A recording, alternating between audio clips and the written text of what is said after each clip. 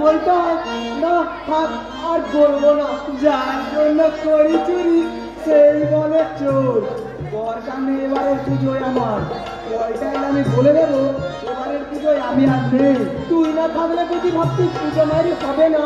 বটেই তো, শুধু পুজো কেন, এলাকার মোড়া মরেছে, কে খেতে পারছে না, তার পয়সা নেই, সবই তো পয়সায় নিয়ে আমার এই ওষুধে ফেঁকিয়ে দেয়। তার বেলা এতে তোরও নিজের দিক থেকে কিছু লাভ থাকে নিশ্চয়। তা সত্যি ভাই, বিশেষ করে পুজোর ব্যাপারে না থাকলে ওরই বেশি ক্ষতি। কারণ ও আর রাতে কেলোর তৃপ্তি করতে পারবে না। আর এটিএম মানে ওই ঢুকু ঢুকু। আর একটা বল, অজু বাবু কার গাছের কলাটা, কার গাছের বেগুনটা, থাক থাক, ওরকম তো সবাই করে থাকে। কি বলিস? তো ভালো হবে না বলে দিচ্ছি, যেটা আমার একলা নয়, পুরো কথাটা আমি বাজারে ফাঁস করে দেবো। তা কি ব্যাপার ফাঁস করবে তা বলেই ফেল না, আর তো কোনো কথা পেলে না তাই।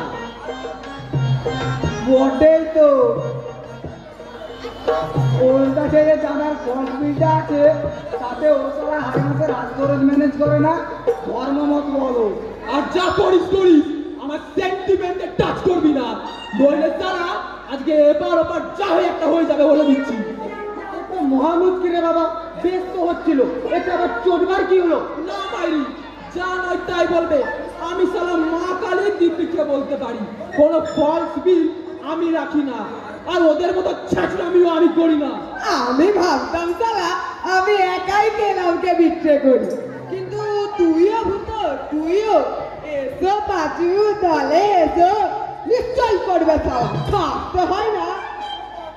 তোবা তোবা, যাই বাড়ি যাই, এ সালা ক্লাব যেখানে নিজেদের মধ্যে কোনো মিল নাই।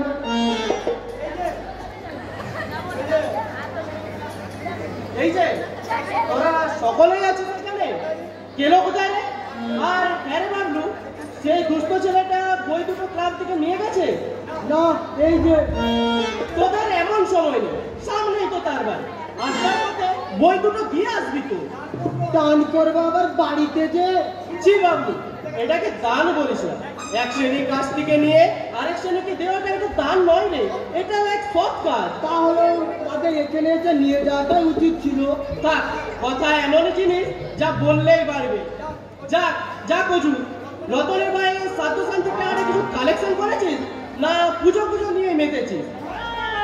কি রে, কথা কথা বলবি না এভাবেই তাকিয়ে থাকবি? দেখ বলটা, এই তোকে আমি বলে দিলাম, আমি আর ক্লাবেও নেই, আর এবারের পুজো তো বোধহয় আমার আর থাকা হবে না।